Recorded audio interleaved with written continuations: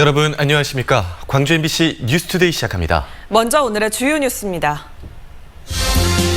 무증상 전파를 통해 광주의 코로나 바이러스가 널리 퍼진 게 아닌지 우려됩니다. 방역당국은 확진자가 잇따라 나오고 있는 전통시장을 일시 폐쇄하는 방안까지 검토하고 있습니다. 3단계 준하는 거리두기가 열흘 더 연장되면서 자영업자들이 생계난을 호소하며 반발 움직임을 보이고 있습니다. 정부의 2차 재난지원금을 지급하기로 했지만 집합금지 업종이 많았던 광주에는 추가 지원이 필요한 상황입니다. 광주시는 별도 대책을 준비하고 있습니다. 국내 최대 긴 양식장이 있는 마로해역에서 해남과 진도 지역 어민들의 어업권 분쟁이 다시 불붙고 있습니다. 최근에 확진자가 잇따르는 전통시장을 최악의 경우 일시 폐쇄하는 방안을 광주시가 검토하고 있습니다. 방역당국은 무증상 전파를 통해 코로나19가 이미 지역사회에 널리 퍼진 게 아닌지 주시하고 있습니다. 우종훈 기자가 취재했습니다. 광주 북구 석정사우나의 집단 감염이 전통시장 밥집에서 비롯된 것으로 드러났습니다. 시장 밥집 관련 광주 372번째 확진자인 60대 여성이 사우나를 방문한 것으로 확인됐습니다. 현재까지 석정사우나를 포함해 시장 밥집 관련 확진자는 27명으로 늘었습니다. 방역당국은 오늘로 마무리되는 전통시장 전수조사 이후 확진자가 늘어날 가능성을 배제하지 않습니다. 혹시라도 확진자가 쏟아져 나온다면 위험도 평가를 거친 후 전통시장을 일시 폐쇄하는 것도 검토하고 있습니다. 전수조사를 오늘까지 마치고 나면 그곳이 정말 또 더 집중적으로 더 해야 할지 말아야 될지 평가할 수가 있습니다. 방역당국은 무증상 전파를 통해 지역사회에 이미 코로나가 퍼져 있어 감염 경로를 알 수 없는 확진자가 계속 나오는 것으로 보고 있습니다. 이 때문에 감염고리를 차단하는 데도 애를 먹고 있습니다. 실제 광주 코로나 3차 유행 이후 무증상 확진자는 모두 136명으로 유증상 확진자보다 20명이 많습니다. 무증상인 환자들이 지역 내에도 상당히 있을 것이다. 그러나 이걸 찾아내기는 어렵잖아요. 무증상으로 시작해서 끝날 때까지 무증상으로 끝나는 사람도 상당히 많습니다. 한편 광주 445번째 확진자와 광주에서 접촉한 경북 포항 시민 2명이 확진 판정을 받았는데 광주 445번째 확진자는 전국 네트워크망을 가진 부동산 관련업에 종사하는 것으로 알려져 지역 간 집단 감염 우려도 커지고 있습니다. MBC 뉴스 우종훈입니다. 코로나19가 잦아들 기미가 보이지 않으면서 영업을 중단하고 있는 소상공인들의 고통이 가중되고 있습니다. 이 집합 금지 업종을 선정하는 기준이 불합리하다는 불만도 터져 나오고 있는데요. 이다현 기자가 취재했습니다. 광주시가 3단계에 준하는 사회적 거리두기를 추가로 연장한 첫날, 스크린 골프장 업주 30여 명이 광주시청을 찾아왔습니다. 이 가운데는 그제 시청 로비에서 자해 소동을 벌였던 업주도 있습니다. 업주들은 집합 제한으로도 충분할 텐데 영업을 또 못하게 하면 어떻게 버티냐고 호소했습니다. 다른 실내 체육시설과는 다른 방역이나 이런 것 부분에서 훨씬 더 유리하고 정확하게 할 수 있는데도 불구하고 저희가 영업을 정지당하게 돼서 그 부분을 좀 이해를 해주시고. 반면 집합 금지에서 집합 제한으로 행정명령이 완화돼 영업을 시작한 PC방에서는 다시 손님들을 맞았습니다. 하지만 불만은 여전합니다. 청소년 손님의 출입을 금지하고 음식도 판매하지 못하게 했기 때문입니다. 아시다시피 서로 이제 칸막이가 다 돼 있다 보니까 얼굴 이렇게 마주보고 있는 상태가 아니라면 좀 연차 감염되기는 좀 어렵고. 11년째 노래방을 운영하고 있는 업주는 PC방과 달리 집합 금지 명령이 길어지면서 생활고에 시달리고 있습니다. 거의 빚내가지고 그 돈으로 지금 임대료 같거나 뭐 공과금이나 아니면 생활도 집에서 생활할 수 있는 음식주 같은 거는 그걸로 좀 충당하고 있다고 봐야 되죠. 광주에서는 유독 집합 금지와 제한 업종이 많고 기간도 길었던 데다 업종별로 행정명령이 다르게 적용되면서 자영업자들의 불만이 커지고 있습니다. 광주시는 집합 금지 등을 결정하는 행정명령은 기본적으로 중대본 기준을 따르고 밀폐 정도 등 시설의 특성을 고려해 추가 시설 지정을 한다고 밝혔습니다. MBC 뉴스 이다현입니다. 코로나19로 인해 막대한 손실을 입은 소상공인들에게 긴급 재난지원금이 지급될 예정입니다. 그런데 이 지원금 혜택도 업체에 따라 대상이 갈릴 것으로 보여 형평성 논란이 불거질 것으로 전망됩니다. 이계상 기자입니다. 초등학교 주변 태권도장의 출입문이 굳게 닫혀 있습니다. 실내 체육시설의 경우 집합금지 대상으로 지정돼 사실상 영업을 할 수 없기 때문입니다. 지난 2월 이후 서너 차례 문을 닫아야 하는 상황이 된 데 이어 또다시 집합금지가 연장되면서 집단 반발 움직임을 보이고 있습니다. 바로소통 광주 게시판에서는 태권도장 등 실내 체육시설의 줄 폐업이 우려된다는 글이 100명 넘는 공감을 얻었습니다. 한 달에 1,200만 원이 그냥 나가는 거죠. 이렇게 지출만. 폐업하고 연관되기 때문에 관장님들은 너무 힘들다는 거죠. 집합금지 대상이 된 소상공인들을 위해서 긴급재난지원금이 최대 200만 원씩 지급될 예정이지만 손실을 메우기에는 턱없이 부족합니다. 이런 정부 지원금조차도 받기 어려운 사각지대가 생길 가능성도 높습니다. 정부가 지정하는 집합금지 시설 말고도 광주시가 추가로 지정한 9개 시설이 있는데 이 시설의 경우 정부 지원 대상에서 빠질 수 있는 것입니다. 광주시는 자체 재원을 마련해서라도 소상공인 지원 대책을 세우겠다고 밝혔습니다. 우리 시 상황에 따라서 추가로 조치할 시설에 대해서는 정부안이 나온 다음에 검토할 계획이라는 말씀 드립니다. 집합금지로 경제적 손실을 입은 소상공인들을 살리기 위해서 전국의 시도가 발벗고 나서고 있는 가운데 광산구는 고강도 사회적 거리두기로 피해를 본 사업장에 대해 휴업 지원금 50만 원씩을 정부와 별도로 지급하기로 했습니다. MBC 뉴스 이계상입니다. 오늘 날이 흐린 가운데 가을바람이 불어들면서 선선하겠습니다. 현재 위성 영상 보시면 구름이 가득한 가운데 흐린 날씨가 이어지고 있고요. 산발적인 빗방울도 떨어지고 있습니다. 오늘 오후까지도 산발적인 빗방울이 떨어지겠고 늦은 오후부터는 비가 내리기 시작하겠습니다. 전남 해안 지역부터 비가 시작돼서 늦은 밤이면 광주와 전남 모든 지역으로 비가 확대되겠고요. 내일 새벽까지도 비가 이어지겠습니다. 예상되는 강수량은 광주와 전남 지역에 5에서 40mm입니다. 흐린 날씨가 이어지면서 날은 더 선선하겠습니다. 광주의 아침 기온 20도 안팎으로 어제와 비슷하게 시작했고요. 한낮 기온은 26도로 어제보다도 2도가량 낮은 날씨가 예상됩니다. 날씨 정보였습니다. 해남과 진도의 해상 경계에 있는 마로해역, 국내 최대 김양식장인데요. 수십 년째 어업권을 둘러싼 분쟁이 두 지역 어민들 사이에 벌어져 왔는데 이번에 또다시 불이 붙었습니다. 김진선 기자입니다. 국내 최대 김양식장인 마로해역. 해남 어민들이 40년 동안 김양식을 해온 이곳에 어선 400여 척이 집결했습니다. 진도 어민들이 이곳의 어업권을 돌려달라며 해상 시위에 나서자 해남 어민들도 대응하고 나선 겁니다. 지금 저희들이 해소하지 않으면 영원히 이건 마로해역은 해남군 해역이 되고 마는 것입니다. 그래서 여기서 단 한 줄이라도 양보할 수가 없는 것입니다.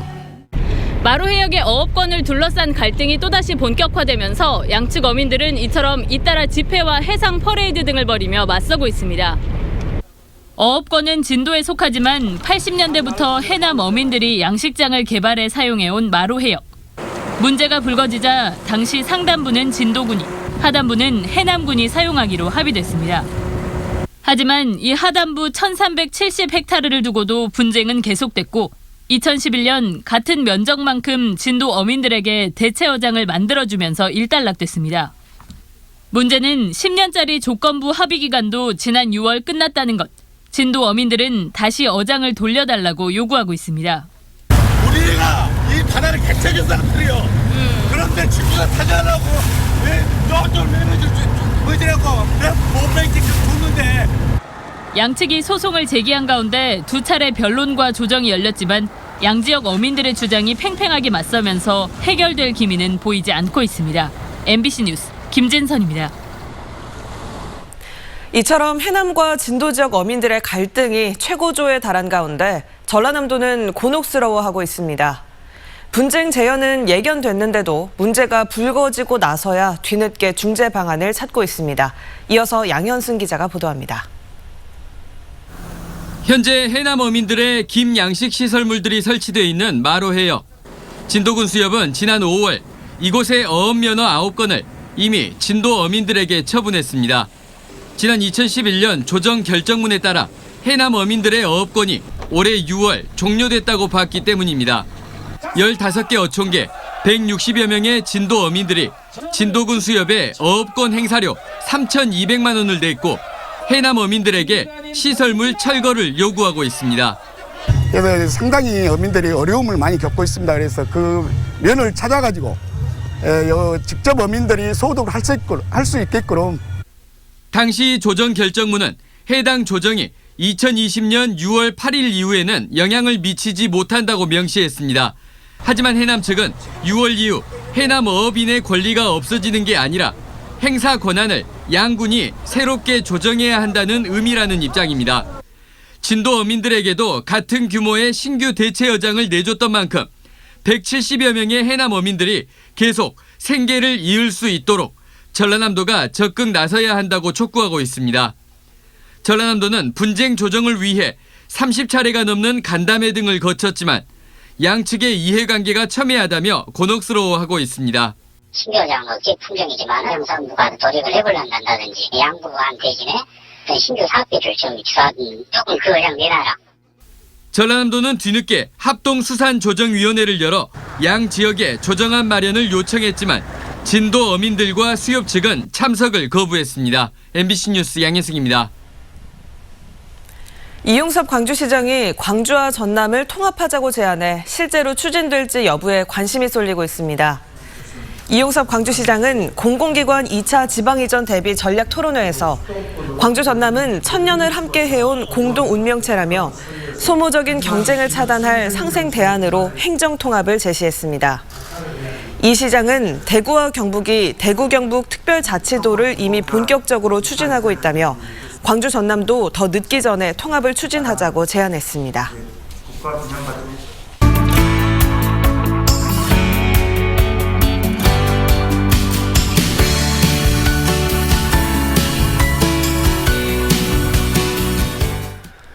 전남정보문화진흥원이 향토 자원을 활용하는 청년 창업가들을 적극 지원하겠다고 밝혔습니다. 식용곤충으로 반려견의 식품을 만들고 또 부모님의 농작물로 카페에서 음료를 만드는 김진우 씨도 이 지원 대상에 포함되는데요.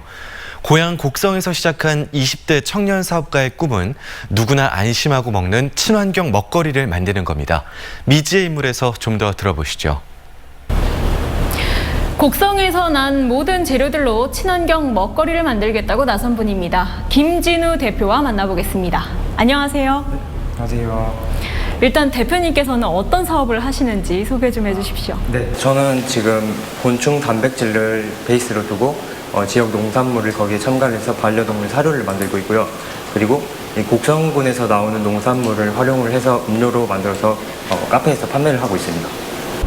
곤충으로 반려견 그 사료를 만든다는 게 신기한데 좀 구체적으로 이야기를 해주세요. 그 반려동물 복지가 상대적으로 높은 독일이나 네덜란드 같은 경우에는 우리나라보다도 식용곤충에 관한 연구가 훨씬 이전부터 조금 활발하게 이루어졌어요. 그래서 그러한 정보를 바탕으로 자국 내에서는 식용곤충으로 사료를 만들어서 되게 많이 유통을 했고 실제로 이제 우리나라에서도 수입산 곤충 사료들이 조금씩 이제 유통이 되고 있는 상황입니다. 사료의 그 재료로 곤충을 생각하신 이유가 있어요? 환경을 대학에서 전공을 했고 그리고 환경 관련된 회사에서 근무를 해보면서 느낀 게 사육소가 환경 오염에 미치는 영향이 되게 크다고 생각을 했어요. 그래서 이러한 그 축산 사육소를 대체할 수 있는 자원이 무엇인지 해서 그러니까 곤충을 생각을 하게 됐습니다. 곤충은 뭐 다른 육류나 이런 고기들보다 좀 더 친환경적인가요? 네, 맞습니다. 실제로 이제 젖소 같은 경우를 보면은 젖소 한 마리에 이제 배출하는 온실가스 양이 소형차 한 대분이라고 생각을 하시면 되고요. 반면에 이제 고소해 같은 경우는 그러한 젖소가 배출하는 온실가스의 0.1%도 안 되는 수준으로 이렇게 온실가스를 배출하기 때문에 환경에 미치는 영향이 거의 없다고 보시면 되겠습니다. 사실 곤충 과자에 대한 이야기는 많이 들었는데 이걸로 반려견 간식이나 사료를 만든다는 얘기는 거의 처음 듣는 것 같거든요. 여기에 좀 주목하신 이유가 있어요. 이제 전국적으로 이제 곤충 쿠키를 만드시는 분들을 좀 많이 찾아다녔거든요. 근데 그분들이 공통적으로 가지고 있는 문제점들이 이렇게 일단 우선 사람이 먹는 식품으로서 우선 개발하는 거는 약간 편견이 있어서 찾는 사람이 없더라고요. 어떻게 보면은 그게 시장이 없는 거잖아요. 그래서 일단 이 부분은 제가 조금 보완할 수 없는 부분이라 생각해서 사료 시장으로 돌리게 됐습니다.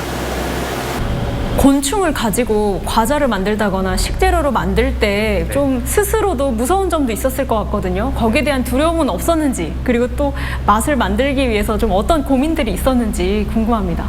처음에 저도 이렇게 곤충을 손대는 것 자체가 조금 힘들었어요. 근데 익숙해지다 보니까 좀 괜찮아졌고, 이제 맛 같은 경우에는 식용곤충의 미론뿐만이 아니라 동해등이나 뭐 다른 곤충들이 있는데요. 그 중에서도 이제 강아지들이 가장 좋아하는 맛인 고기 맛을 잘 낼 수 있는 미럼을 이렇게 선택을 해서 맛을 보완을 했고요. 네, 바로 미럼? 네, 맞습니다. 그리고 이제 어떤 맛이에요, 이건요? 이 맛은 저희가 가장 비슷한 표현을 하자면은 고소한 향이 나가지고 새우깡 맛이 납니다. 네네. 자, 곡성이 지난 장마 때 좀 수해를 입었잖아요. 네네. 곡성에서 사업을 하고 계신데 어떤 피해는 없으셨나요? 사실 저희가 이번에 설비를 다 공장으로 이전을 시켰는데 그 공장에 물이 차버려가지고요. 일부 설비들이 약간 물에 찼거든요. 그래서 지금 최대한 빨리 복구하는 데 힘을 쓰고 있습니다.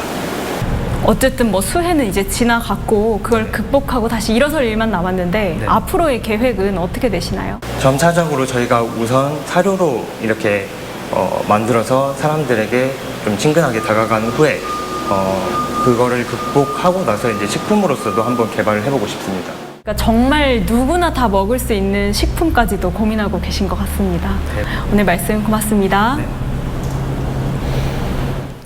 광주시의회 장현주 의원이 본회의 5분 발언을 통해 공공 배달 앱을 도입하라고 광주시에 요구했습니다. 장 의원은 코로나19 사태 이후 배달이 늘고 있지만 민간 배달 앱의 과도한 가입비와 광고비 등으로 자영업자들의 부담이 크다며 공공 배달 플랫폼을 구축해 광주시가 지역 경제를 보호해야 한다고 주장했습니다.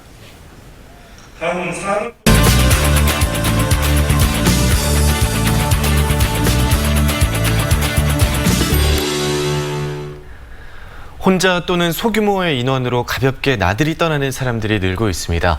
지자체도 코로나 상황에 맞는 관광 서비스를 고민하고 있는데요. 무안군에서 사용자 위치 정보를 기반으로 한 관광지 안내 애플리케이션 서비스를 개발했습니다.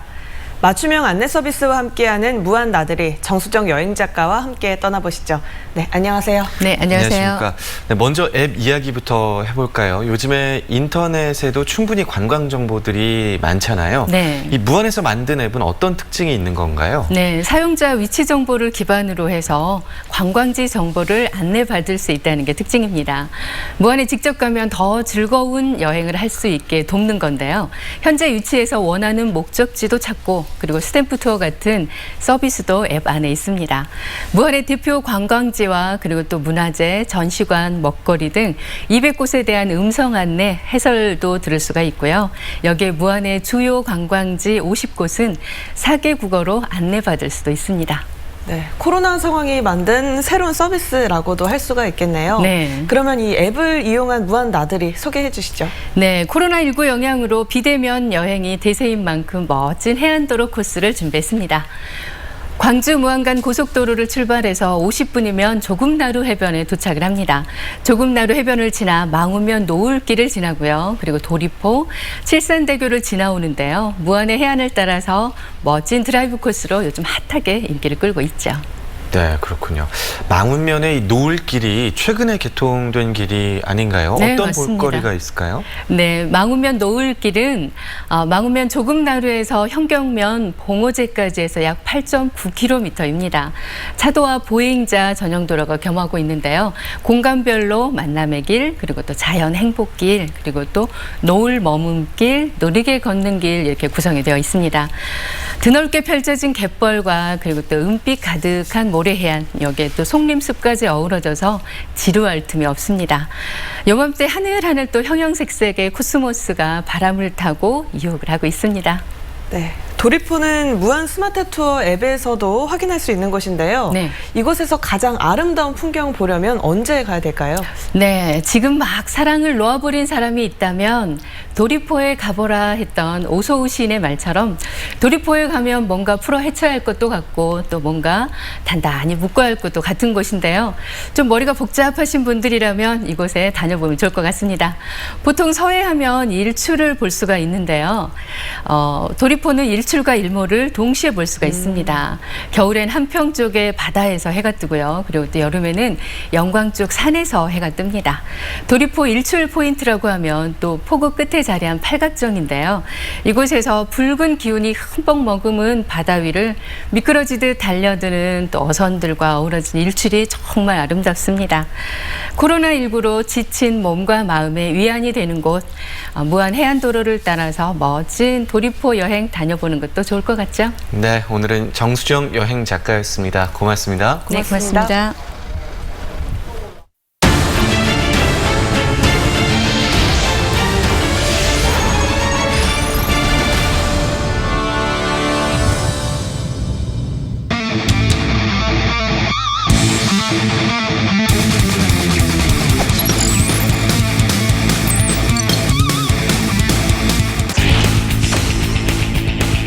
자, 최원준 선수 오늘 또 중견수로 왼쪽으로 스트라이크 샷 편타 1회 전자 3루 통과. 나주환 이제 볼 연결 홈까지 뛰어드는 김재환 깊습니다. 빠집니다. 그러면서 주자 2명 홈으로 모두 들어옵니다. 충분히 처리가 가능한 타구였거든요. 트렌투 맞춥니다. 빠져나갑니다. 김태진의 타구가 김재호의 글러브에 걸리지 않으면서 나지만의 득점. 왼쪽 좌중간에 떨어집니다. 이 타구가 빠졌어요. 그러면서 김태진이 이루자는 득점. 그리고 1구 오른쪽에 안타. 3루 주자 걸어 들어옵니다. 왼쪽 높게 멀리 이 타구가 동점 홈런. 나주환 중요한 순간에 나지환 선수가 동점을 만들어냈습니다.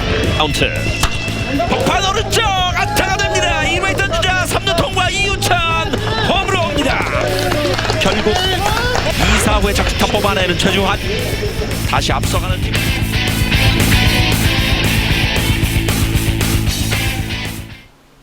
오늘 날이 흐린 가운데 늦은 오후부터는 가을비 소식이 있습니다. 현재 위성 영상 보시면 구름이 가득 끼어있는 상태고요. 흐린 날씨가 이어지고 있습니다. 현재 산발적인 빗방울이 떨어지고 있는데요.